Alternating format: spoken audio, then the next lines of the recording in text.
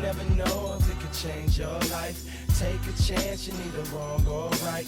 You never know if you don't roll them dice. You better roll them dice. You never know if it'll change your life. Good evening, Matt. I'm a monster. Rawr. A little throwback joke to the beginning of 4th edition. Hello, everyone. Welcome back to another hi. episode of Dungeon Master of None. I'm Dungeon Master Matt. I'm Dungeon Master Rob, and tonight we are at long last talking about the 2024 Monster Manual. By the way, it is still listed as 2024, but it did not technically release until 2025, even though the other two books in the new edition released in 2024. So don't think I didn't notice that, Wizards of the Coast. I object, but I'll be calling it 2024 for simplicity's sake. Maybe it's different under Dale reckoning. I don't know, or it's the wizard calendar year. It's the Gregorian calendar. Is the Wizards has decided to go back to Julian just to keep things simple. It does say 2025 in the front matter. A little confusing. But it says 2024 on D&D Beyond, Yeah. but it says 2025 inside the book. Anyway, Inside the book, whatever. yes. That's one of the least confusing things about this edition, I would say. Yeah. Ultimately, yeah, we're just calling it, the new edition, whatever. But speaking of, it's now complete. I've got my monster manual. It's about 2 millimeters thicker. I measured it on my little miniature Tamiya cutting hobby mat, and it's bigger, and it's the last of the 3 books. So now we have a full dungeon and a full dragon. That's right. This is it. This is the last of the 3 core rulebooks, re-released, updated as promised, and yeah. And there will not be another edition of Dungeons & Dragons, except maybe in 4 years, except maybe in 5 years, except maybe in 10 years or 12 years. Who knows? Who knows? Who knows? But for now, this is it. You know, it's tough. Maybe Rob and I are waffling here because of all of it, like every other book, the player book, the Dungeon Master book, every sentence the game designers write, whether they're the same or different, like sets off a firestorm of thoughts in my head about is this useful or not, or interesting or weird or funny.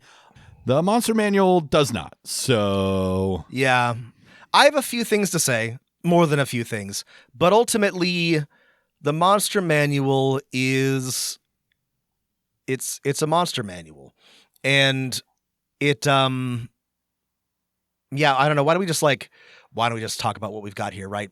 So there's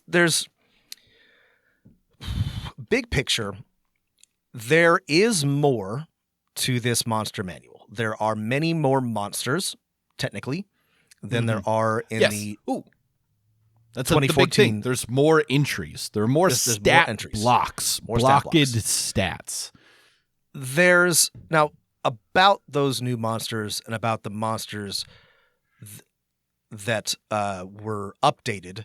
I have more to say about that once we dig in. But it is a little difficult to talk about because unlike the PHB and especially the DMG, they actually did write new entries for most of these monsters. I did not compare every single one 2014 to 2024, but there were updates. Now, I did. Sorry, I'm lying. I didn't.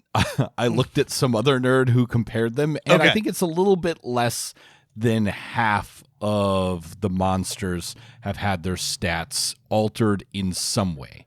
Okay, sorry. I should clarify. I actually am talking about the flavor text and the flavor text is all paragraphs. completely new. Rob, you are right. all completely new. Now, unfortunately, the issue with that is that it is not an even adjustment. It is not as if every single monster got a better or more thorough introduction. In fact, some of them had information removed, and I want to talk about that when we get to it. But the point is that it is, unlike the DMG and the PHB, a substantial change. Now, the problem is, to me, it mostly seems like kind of like a lateral change at best. Yeah. But it is. We have accused Wizards of being lazy with some of their other books because they are. They weren't lazy with this one. I don't know that they spent their effort wisely, but they did do a lot here. They wrote a lot, and yeah, Rob is right. It's a lateral move rewriting the description of every single monster. The thing is, there's always trade-offs, Rob, and by adding more stat blocks, it means, and even with making the book slightly bigger, it means there's less space for those descriptions. So they're all rewritten, and they're, in general, shorter. In general, shorter. And sometimes it's fine, but like there's a few of these that are kind of like egregious. And like the one that stood out to me was the Bullywug. In the 2014 Monster Manual, the Bullywug has... The humble Bullywug. 3 or 4 paragraphs on habitat and behavior and society and whatever. And in the 2024 Monster Manual, the Bullywug has 2 sentences before jumping into the individual monsters and their stat blocks. Now, that's something has been taken away from you. Like, yes, you can go back and reread the 2014, whatever. Is it super important to have all that information about a Bullywug? I don't know. Maybe, maybe not. But this was a clear case of getting less, in my opinion. Right. I mean, again, the trade-off is you have more stat blocks available here, right? Like, for example, I'm not sure if this is the case for the Bullywug, but for a lot of things that typically had a single stat block, they'll add like 3 or 4 monsters of that type, of lizard folk, for example, or Aarakocra. There's now stat blocks for 3 or 4 varietals of these creatures. So I think it's basically like the main story here is that if you like the stat blocks, this is maybe a better monster manual. If you like the descriptions of society, culture, habits, territory, quest ideas, then it's maybe not as good. Yeah. So instead of having multiple paragraphs on Bullywug behavior, you now have 2 Bullywug stat blocks. That is the trade-off, right? You have a lot less information about society and background, but you have an additional, instead of just a Bullywug, there's a Bullywug warrior and a Bullywug bog sage, which is cool. If you just want the stat blocks, Matt's right. There are more stat blocks. Now here's another crazy thing I noticed, Rob, and we can get into the art more later, but Wizards has a long-standing habit of reusing art. They'll pull something from 3rd edition and stick it in the middle of a 5e source book or something like that. I didn't notice any of the art being the same. And I feel like, I didn't do a scientific study of this, but I feel like I would have noticed because I've looked at every page of the old Monster Manual enough that if the art wasn't new, I would notice right away. I also noticed that. I don't have as good of an eye as you do for remembering the old art, but I can usually tell when it's something that's been reused. I think most, maybe even all of the art in this one is new. And it is in my opinion, this part is a flat upgrade from 2014 because 2014 doesn't even have real art for every monster, and the 2024-25 edition does, and a lot of it's really good. It's really good. All the artists are credited. There's a bunch of different styles which I like, not like radically different, but a little bit different. And if there's one thing to like really recommend about this edition, it's the art. It's really good. So back to your like description discussion, because I think it's one of the main points from our Dungeon Master discussion, right? Another one that stood out to me is like, if you really want an example of what you're actually getting here, like you could look at the Modron entry. This one's exactly the same. You get stats for 5 varietals of Modrons from your lowly monodrone up to your pentadrone. And the stats for them, as far as I could tell, were exactly the same, except they took away the axiomatic mind trait, which is just like, well, okay, you can't tell a Modron what to do. It's not super important for that to take up space 5 times, in my opinion. And then Rob's right. The description text, it feels shorter to me, but then I went back and looked at it, and it took up the same amount of space. It just felt like they didn't get there as quickly. So that was one where I felt like they weren't just sacrificing trade-offs. It just felt like there was less information. I don't know if you care to do a dramatic reading of these 2 sections to compare them, but We I can. think listeners could trust us, or they could not. Well, let me bring up another example, because sometimes, again, I did not drill down on this because it was just too much work. Sorry, I didn't want to. I'm sorry, listeners, I didn't want to. But there were a lot of things that were ever so slightly different. So let's take, for example, the Cambion, a fiend, a human-ish fiend. Yeah. Let me read It's the first. now called the can't be in. You can't use them in your game anymore. Let me read the first paragraph from this is the old version.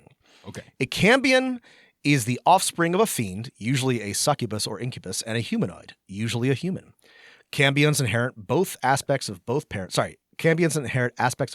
but their horns, leathery wings, and sinewy tails are hallmarks of their otherworldly parentage. All right. So, And then here's do you want me to read the Cambion from the new one? Read the new Cambion. Cambion. They all have stinger text now. Mortal infused with fiendish might. Habitat, any, treasure, relics.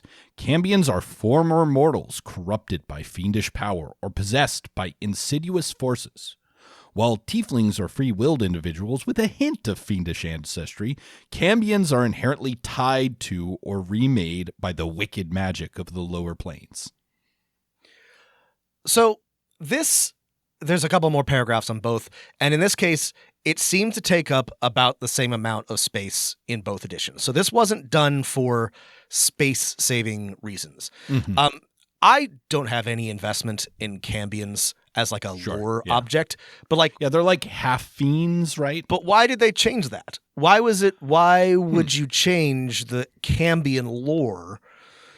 Is it bad that they're like the offspring of succubuses and incubuses, or I don't know. I don't. So again, in I don't the really new care. Lore, I'm just confused. I guess is what I'm saying. In the new lore, they could be possessed, right? And they're corrupted. So I suppose in the new lore, you're given a wider range of Cambion origins, except it doesn't explicitly mention your dad's Satan, right? I always imagine Cambion's a little bit like the kid from Omen or something like that. Is that the one? Like Little Nicky? Yeah. Little Nicky. Yes, exactly. But you're right. The kid from the Omen. Oh my God. Your dad is Satan. Great idea. Put in a Cambion that's Little Nicky, following your players around. Do they decide to? And I think the other big change are Cambions fiends in the 2014 one. They are now fiends, fiends. yes. Okay, so the type has not changed. I didn't notice this with Cambion, but I did notice it with half dragons, which I think have a new name now. Oh yeah. Yeah. So I really cannot guess what the reasoning is, but it does seem like that the offspring of 2 creatures ones are gone. Yeah. Half dragons are still in, but I think you're correct that they have changed their method of creation. Yes. So in the old version, when a dragon in polymorphed form mates with another creature, the union sometimes produces half-dragon offspring. That's the old version. In the new version, born through magical rites involving the essence of dragons, half-dragons serve their creators and their own draconic whims. Most half-dragons are created by chromatic dragons who desire servants with some trace of their own might and grandeur. It goes on. Okay. So this is interesting. There was no announcement made about this and no attention drawn to it. But it seems like Wizards has decided that... Which I don't blame Wizards for. This is like one of those things that I think we're both agreeing, like, it is interesting they changed, but doesn't matter. And I imagine it's going to make some people mad, which you shouldn't get mad about. You shouldn't get mad about kind of thing. It is interesting why they changed it, though. It's pretty clear to me that if you start to get into like half ancestries, you're starting to toy with fantasy eugenics. And you know how we feel about fantasy eugenicists.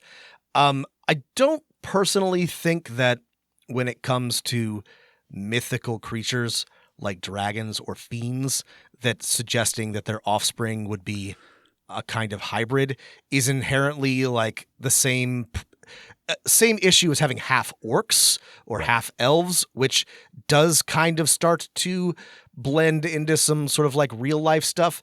But if Wizards was like, we must be consistent, then I can kind of see why they made this decision. Yeah. I mean, to me, I guess if I was writing it, I actually kind of like, being able to think about the Cambion as not just, my mom's Satan, but also like I'm a creature warped by fiendish magic or something like that. I would have just written it. It could have been any of those three things. Right. Yeah. Because my dad's a devil is like a classic villain or hero origin story. Not that you can be a Cambion in 5th edition. So yeah, that is an interesting lore change, Rob. It is. I don't have any strong feelings about it either way. It is just interesting. There's a few other changes. So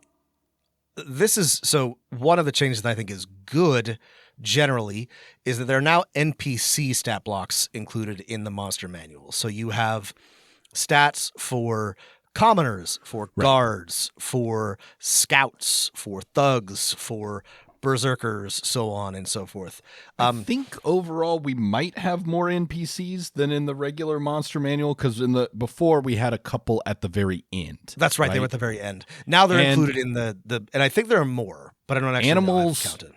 Animals are still at the very end, but everything else has been mixed together. So, for example, spy is in the S section next to skeleton, right? And same for guard and gorgon. And this is another curious change in organization, right? There are no longer entries for dragon or devil. Instead, you'll have to go to lemur or G for green dragon. And I get this kind of makes sense. I once organized my spices in like my spice rack by like, I put, ground cinnamon and ground nutmeg under G. And then everyone took a shit on me. They said I was stupid. So I moved it back to the normal way of doing it, putting things under the letter of the like proper noun. But I guess Wizards and I think alike on this one. Well, so, okay, this is interesting because some things are grouped, right? So Matt's right. There's not just like one entry for dragons or one entry for fiends, but under black dragons, you have wormlings, young black dragons, adult black dragons, ancient black dragons, right? Right. You still have the grouping of like Modrons are together because they're all Modrons. Are grouped together, which has changed the naming of a lot of monsters, right? Modrons are never just called a tridrone because that would then group it under T. It's now a Modron tridrone. Right.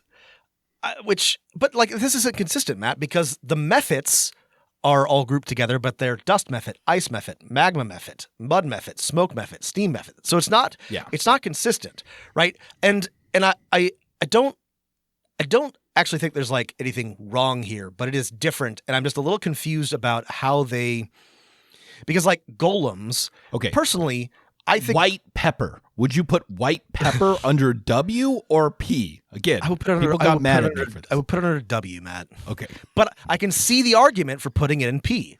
But would you put ground white pepper under G or W? I would put it under G. Matt, I'm a dumb guy. I'm just like my mind immediately is like, where in the alphabet is it? But here's the thing: there are other forms of organization that are useful, right?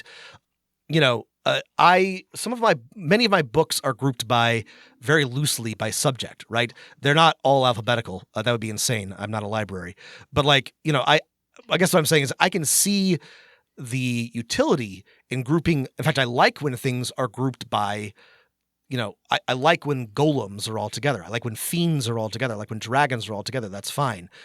It's just, it's not entirely the same across this book. It's also not the same across the 2014 Monster Manual either. Like it's sort of unclear how they're deciding like what goes where. Yeah. Basically is if it's not just like a subtype of the same monster that should be used together in like a grouping, like 3 types of Koatoa that you should use to build an encounter, it has its own entry. Now, I would say the trade-offs here, right? Again, as we've now, I think, proven our point with my stupid spices analogy, there's no best way. Yeah, but the trade-off is, I would say it's easier to look things up. It does make things like less pleasurable to read. Like, let's say if you were a new dungeon master and you wanted to read the section on demons, you could read through all the different types of demons. Now you have to skip around everywhere, and you may not even find them all. My last objection here. Beholder Zombie. Why is that under Zombie and not under Beholder? I'm just, I don't know. I'm just, you know, I don't, again, there are reasons for this. I'm not sure, like, I would like it to be consistent. Yeah, I'm not seeing by the way, Matt, any of the designers, none of them have MLS after their names. So, you know, just don't trust them. If I went to your house and I found that all the pepper was grouped by type instead of by alphabet, I wouldn't make fun of you. I think that would be neat. It would take me a second to like adjust, but like I understand and appreciate other organizational styles just because I happen to pick one that's the except easiest. For arranging your bookshelves by color. If we arranged our monsters by color or size, that would be.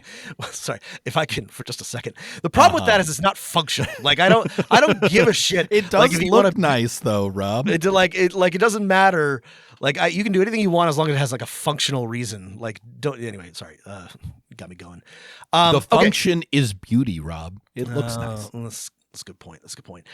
Something else that is missing from this book is there are no more entries on things like orcs or elves or gnomes or whatever. But before I go on, so those have been removed. And if you want an orc, you go to Scout or Berserker, and you flavor it with the orc abilities or whatever you want. And the reasoning behind this, I think, was pretty clear. A lot of if you go back to the 2014 Monster Manual, the entry for orc is, you know, it plays into all the tropes about orcs that people have come to, you know, have issue with. I think not incorrectly. Here's the problem I have with this, Matt. Right. What's our trade-off here? Why are there still Aarakocra? Why are there satyrs? You know? Yeah. Like, if we're saying those that, are like, intelligent, free-willed creatures, we would assume. Right. So Jarnathan, right? Does Jarnathan not have free will? Yeah. Now, I think the in-lore change, I don't know if you've noticed this, Rob, is things like Aarakocra or lizard folk that still get entries in monster manuals are no longer humanoids. They're elementals. Yes, that's right. And other things that might be humanoids are now fiends or something like that. That just feels like that feels, I don't know, like a distinction without a difference. Like, you know, you can't, like, the issue is that they're right.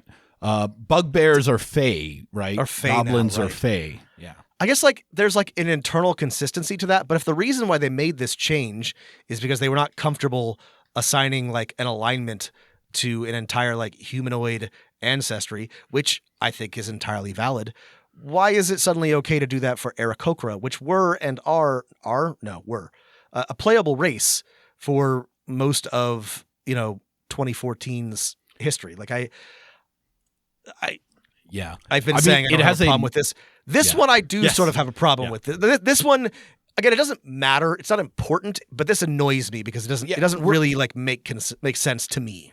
It's not future-proof, too. Again, I'm assuming this is an issue. Yeah. That they're going to come out with a splat book that lets you play Jarnathan, or maybe slightly more popularly, a Goblin. People love to play Goblin PCs. Goblins. And if they're Fae, well, that might be a problem because, for example, the Charm Person spell is now much less powerful because it only works on humanoids, and Goblins are Fae now. And Githyanki are now aberrations. Sorry. I've played a Githyanki before. Did you feel like an aberration? I didn't feel like an aberration. Wouldn't stop me from playing it again. It's just like, why are they now an aberration? Anyway, continue. It's not future-proofed. Okay, it's not. I think the two problem, like I don't like Aarakocra, right? Might actually make sense as elementals, right? You know, maybe they are from the plane of air.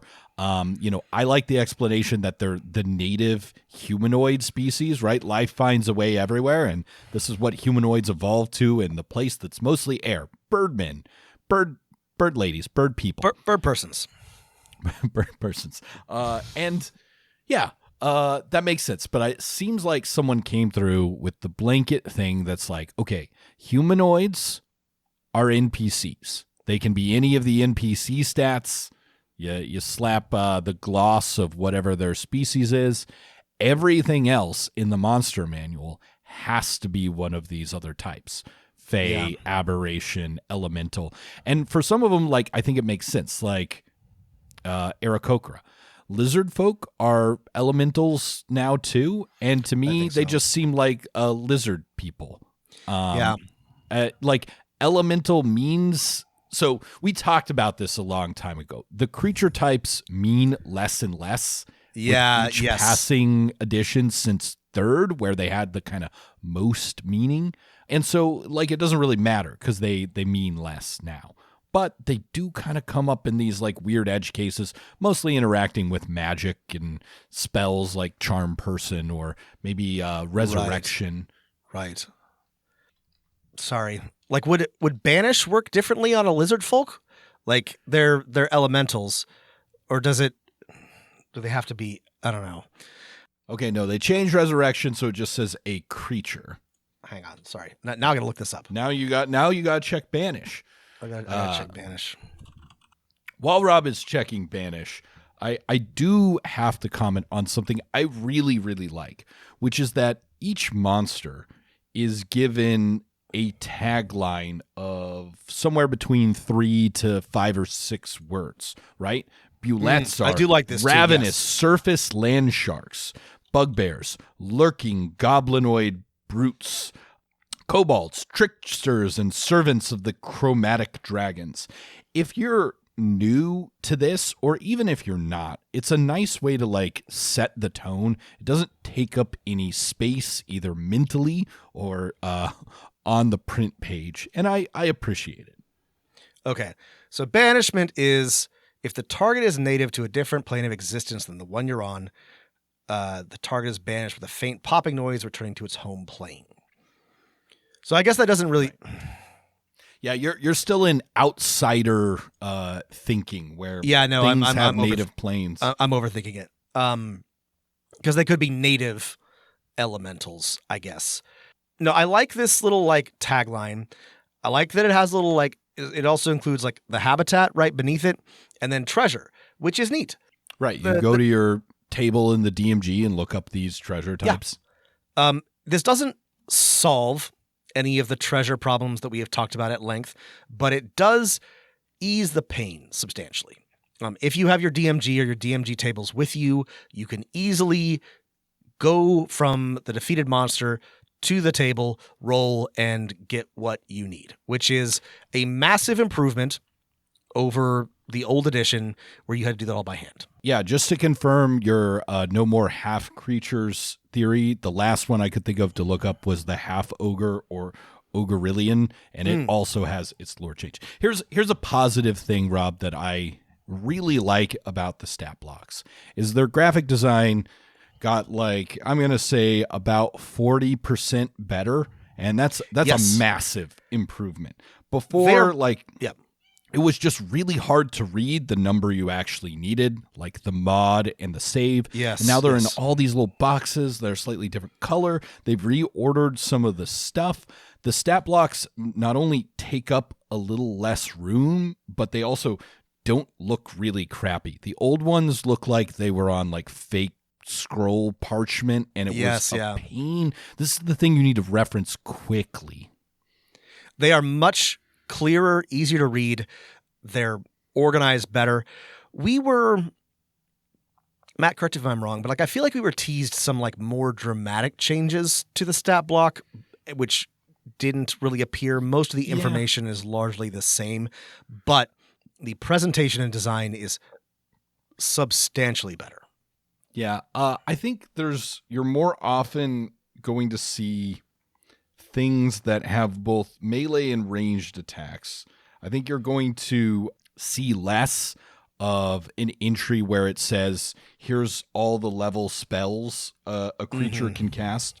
Those are going to be reduced down. You're more likely to see, I would say, more legendary resistances and legendary actions. Those have been added to a lot of types of monsters. Yeah, I think there are a lot of changes where, okay, monsters that didn't have like a reaction or something like that are going to get them. I think this is what they were sort of saying, like, oh, we've redone the stat blocks, so, combat's like more exciting and stuff like that. I'm like, yeah, maybe for a couple of them in some really minor ways. I don't think this is going to change the play of a whole session or a whole campaign in any noticeable amount. I would say that they're standardized, so there's fewer stat blocks that are really out there, and from one to one they have the same things. This will, I think, make using and running monsters a little easier. It isn't a dramatic change, and I guess like this was, I don't think we've been that negative, but like there hasn't been a lot of like praise for this book, but I guess I was sort of hoping for a little bit more of a dramatic upgrade to the stat block. I not really sure what I was expecting, so that's on me. But they are, to Wizards' credit, much easier to read and much easier to use. That combined with the habitat section, the little like blurb, and the treasure bit is going to make using the monster manual so much easier. Yeah, I think we're now driving to like an overall point of what's the change in practice is that using the monster manual to look a thing up about a creature in play is at the table when you didn't look it up before is easier. Mm-hmm. Using the monster manual for ideas is maybe harder. Now, one other thing they did is they added lots of little tables for tables. I was going to mention the tables. Yeah, the tables are good. There are a lot of tables. Not every monster entry has a table, but many of them do. Right. And then there are tables at the back. And all of these are, in my opinion, very useful and fun and good for generating ideas. Right. Like it's often going to be on a monster that like is kind of a bigger mover or shaker, right? The Planetar has a table of 1d6 quests like, inspire the defenders of a besieged holy site or reveal the true name of a devil and banish it. These are useful, and some of them are a lot. I mean, a lot of them are purely flavor, which is totally fine, but they're interesting. They're fun.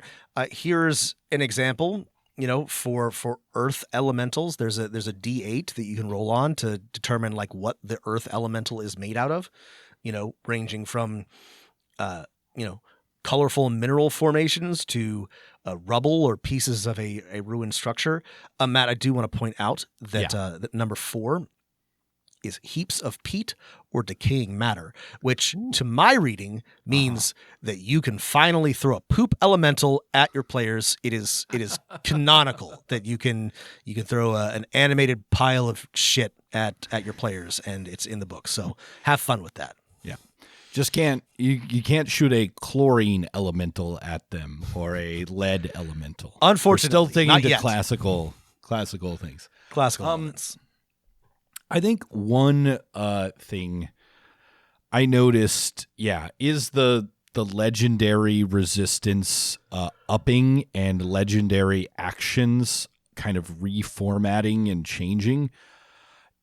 I think if you're okay with it, Rob, I'd like to take a moment and remember legendary actions. And in my opinion, I've come to find them fairly unsatisfying in the way they work narratively. Like in balance, I think they work fine. You got a big bad, it makes 4 saves before it starts failing them. But like that just the number is now pretty arbitrary how many legendary saves and actions things get.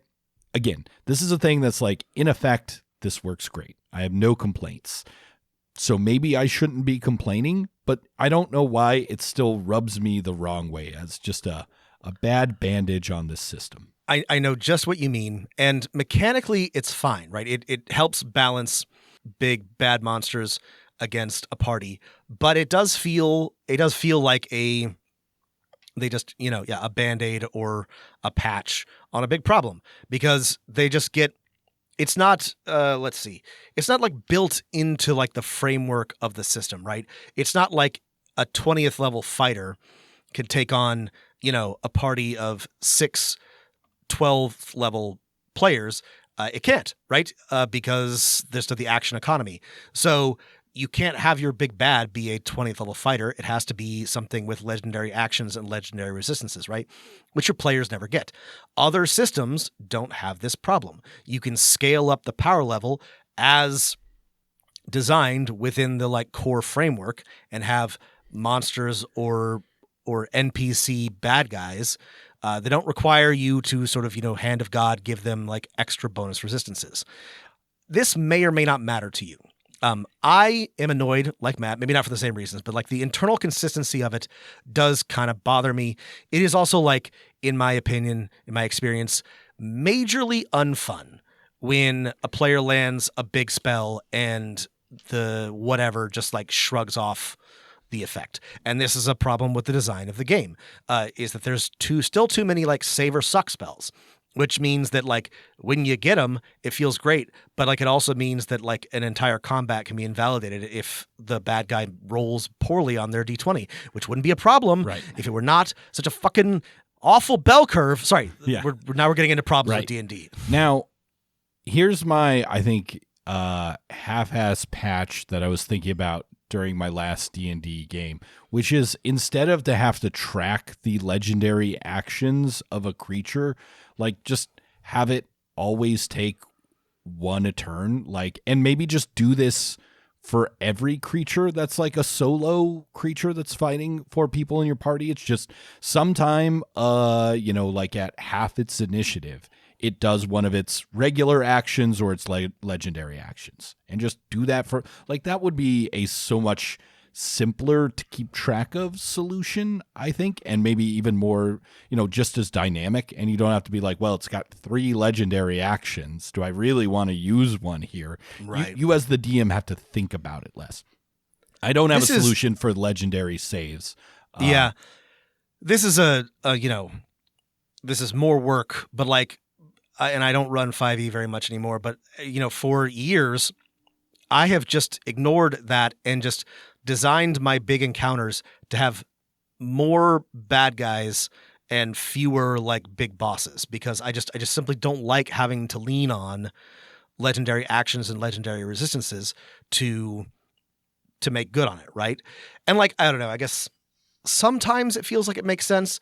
When I was running Curse of Strahd, fighting Strahd in his castle, in his domain of dread, it felt legitimate for him to have legendary actions and legendary resistances. But they've given them, like Matt has suggested, to all kinds of monsters regardless of circumstance. And then sometimes they get layer actions on top of that. So like mechanically, I think it works just fine. And if the verisimilitude doesn't bother you, then go with God. But like it does bother me. Are lair actions gone? Is it now just you get more legendary actions if you're in your lair? Or am I? I think that's. Am I misremembering something? Hang on, that sorry. might be one simplification, right? Like the aboleth or the red dragon, right? Oh, it yeah. has 3 legendary actions, 4 if in lair, and then there is still 2 effects, right? Lairs now just have effects. That is an improvement. Is instead of having a layer action, it's just you can do more when you're in your lair. That is an improvement. Sorry, I zoned right through that. Good catch, Matt. I know we're skipping around, but then I accidentally flipped the book over and it opened to Sahuagin, right? Our big shark guys. And they're fiends now. Sure, why not? And I guess, like, yeah, if you had to pick one, sure, they're evil shark people. But, like, it does sort of make I don't know. I like in Eberron that they're not completely evil, right? They're humanoids like everyone else. They're just very different. Well, and like, some of them are evil and some of them are good and some of them just don't want you to go underwater. This is the thing, right? Like, okay, so you don't want to suggest that all orcs are savage barbarians. That's good. That's improvement. But instead of just removing orcs and changing all of the other sentient species to be not humanoids, why not just write better? Why not just like do a better job of like world building so that people understand that like not every orc is a savage barbarian and not every Sahuagin is a, man-eating shark person. Like just write better. Just do better writing. It makes sense for me to remove orc and elf and stuff like that because we have descriptions of their culture and society in the player's handbook. Again, you might think those are maybe not enough for a DM to use them as some sort of ally or antagonist, but that's beside the point. It makes sense we don't have the descriptions. They're elsewhere. But changing the other things to fiends. It is interesting. Because it's like the other part of the description shows that it's like, well, they serve a god, they build cities. There's nothing that says that they're like immortal, demons, right? They live in oceans. Right. What does it mean? What does it mean for like a lizard folk to be an elemental, right?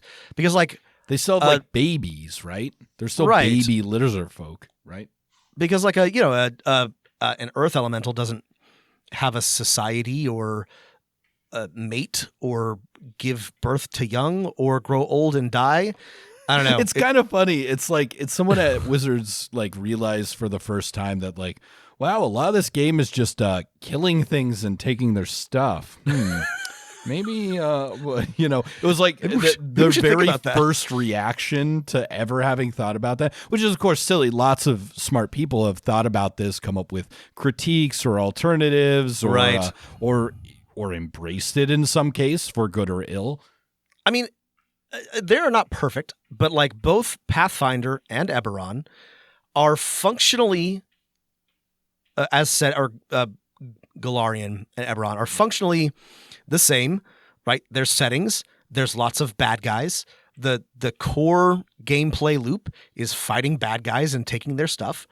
But those are, again, not perfect, but substantially less racist and less evocative of, actual like colonial or imperial eras in our own history. I'm not saying that it is easy. There's lots of ways that you can fuck up and people will yell at you if you do something wrong, even if you do it unintentionally. But it is clearly like not impossible to have this type of framework and these baddies and like not be doing a racism.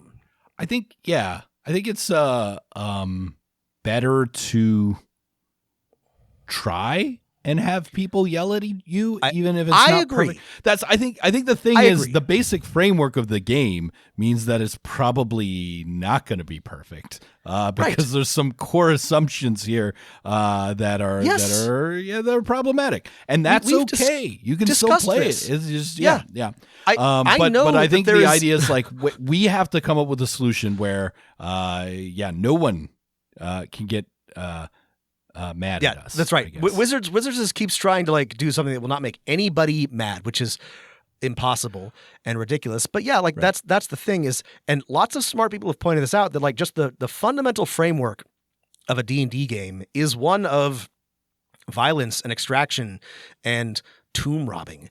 And those are entirely valid complaints. And there are people who are like, I will not play a D&D game because I don't like this framework. And to them, I say, you're right.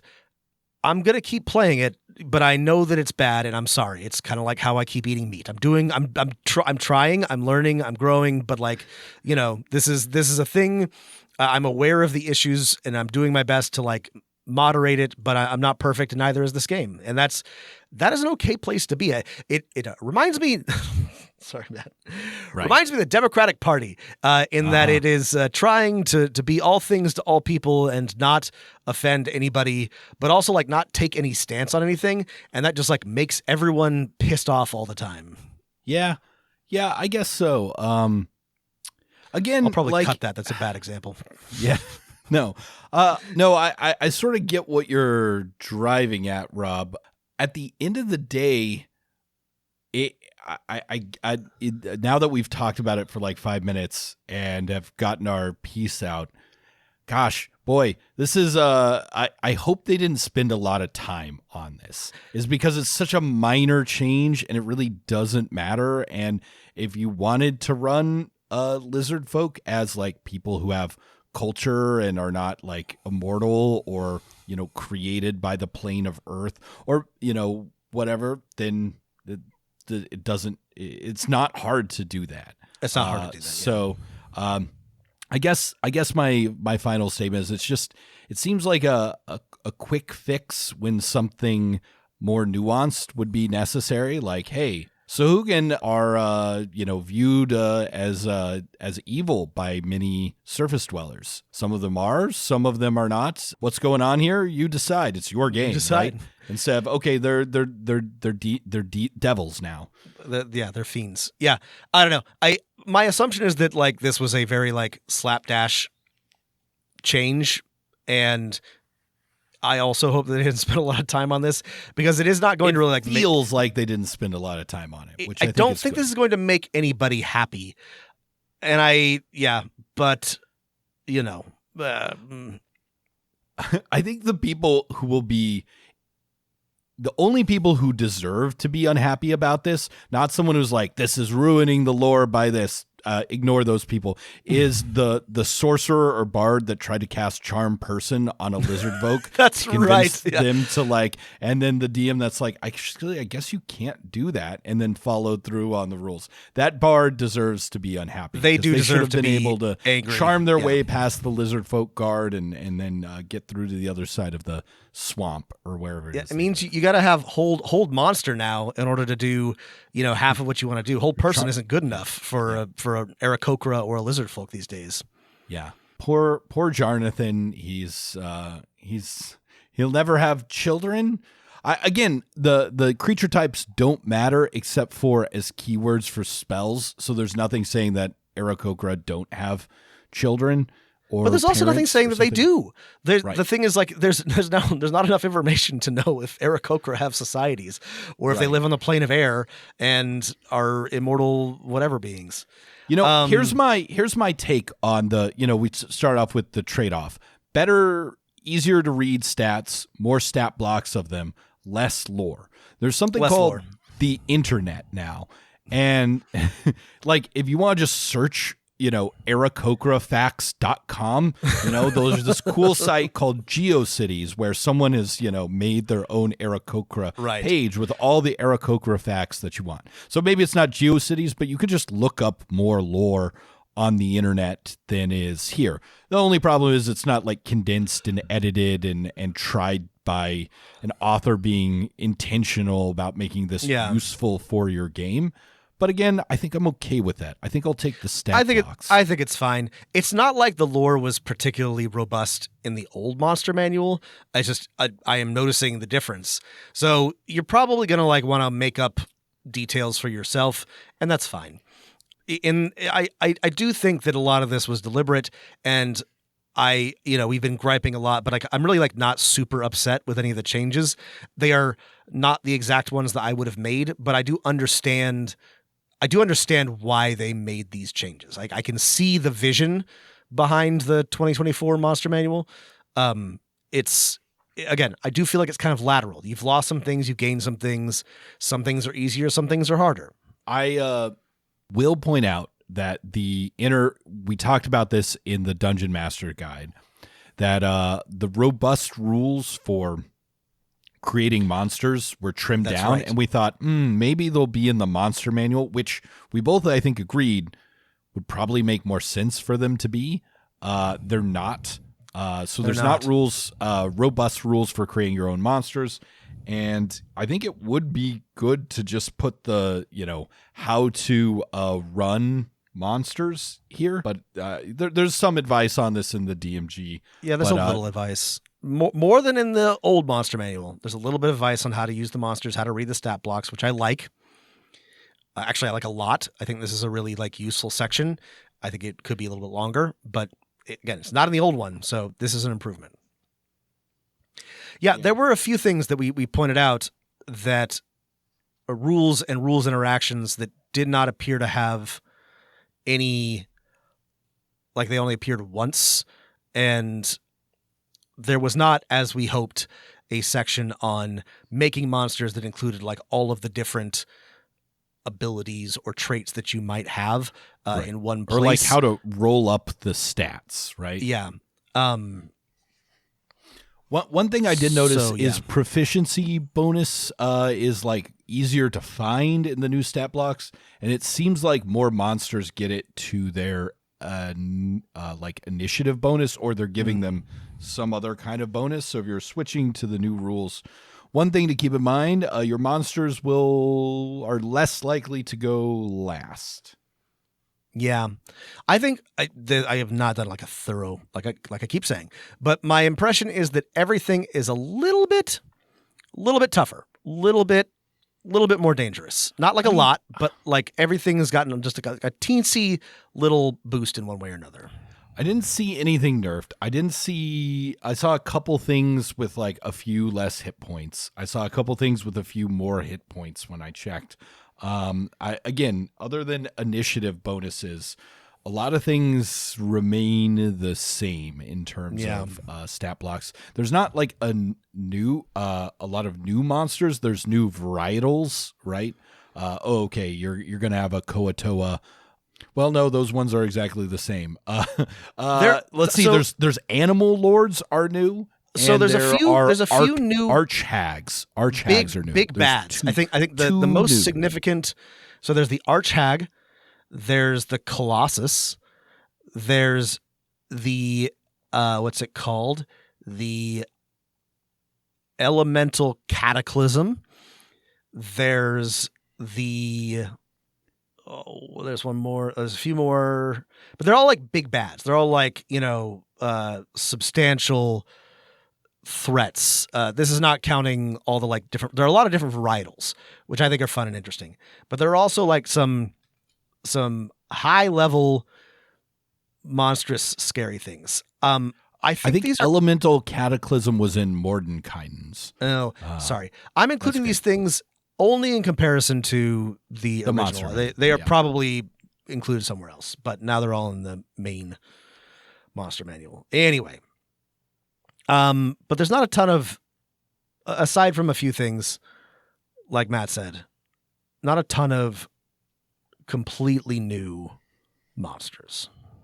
Gosh, I guess we may have to do a later episode recapping a few months later this new edition of Dungeons and Dragons, but it's ending here not with a bang but with a whimper. Just hey, more stat blocks. Probably hey, it's probably the second best selling book of the thing, because you'll probably get this before you get the Dungeon Master's Guide. Maybe not. I mean, it's a little bit like what we said about the Player's Handbook, which is that if you don't already have a monster manual, this is, I think, better than the old one. I don't know. I don't know how I would feel about buying. I don't know. I'm a penny pincher, so don't listen to me. But like, I would not be enthusiastic to buy this edition. I don't really feel like it's a massive upgrade for the price. But if you didn't have one, it would be a good book to buy. I'm going to disagree. I say if you're not changing rules, and let's say you don't have a physical copy of the Monster Manual and you were thinking about getting one, regardless of which one you were playing, I would pick up this one. The reason being that, I will like ignore any weird type interactions that happen, and I just like the stat blocks. They are easier to read, and that counts for so much.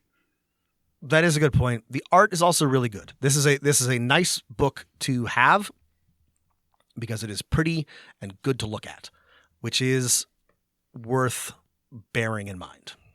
Wait a second, Rob. Sorry. No, never mind. I was at the... Damn it. Sorry, I accidentally opened the same one. They are so similar. I flipped the wrong one open. I was like, hey, there's an entry for Dro. We both missed that on our read-through. No, there's not. I opened the other one. I mean, we spent a lot of time talking about it to maybe not say very much. Sorry. Yeah, I guess. Ultimately, like we've been saying, like I understand the decisions that they made. Here's the thing. God, I wish I were coming to this fresh. I wish this was the first time I'd seen a Monster Manual, because then none of that would matter, right? Yeah. And if this was the first time I saw one, I think I would really like it. I think I'd really like it. Yeah.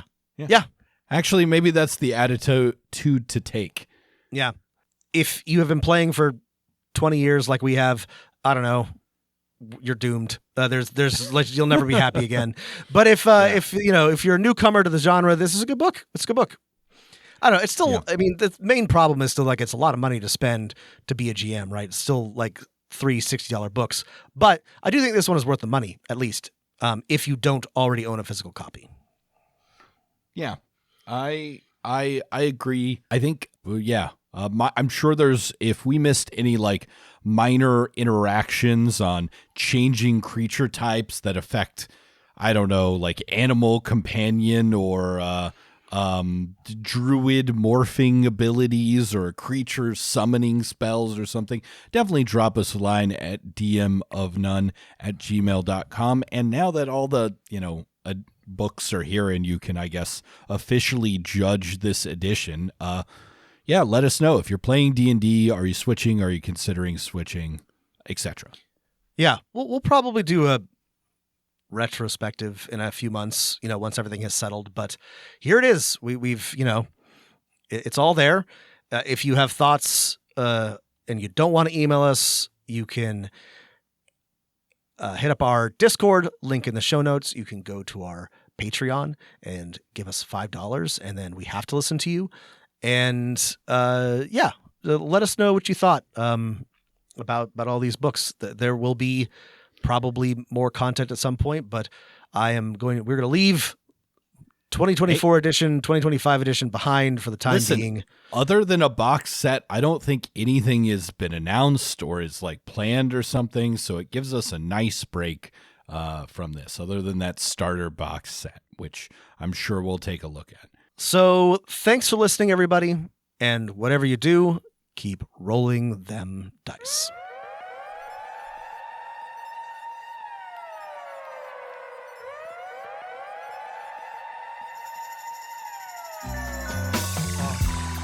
You better roll them dice. You never know if it could change your life. Take a chance, you're neither wrong or right. You never know if you don't roll them dice. You better roll them dice. You never know if it'll change your life.